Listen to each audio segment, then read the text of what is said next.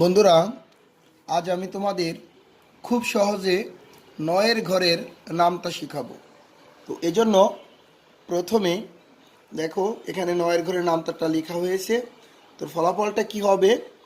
এখানে আমরা প্রথমে 0, এখানে 1, এরপরে 2, এরপরে 3, 4, 5, 6, 7, 8, 9।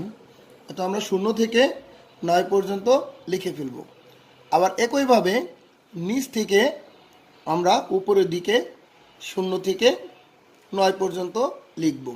অর্থাৎ 0, 1, 2, 3, 4, 5, 6, 7, 8, 9।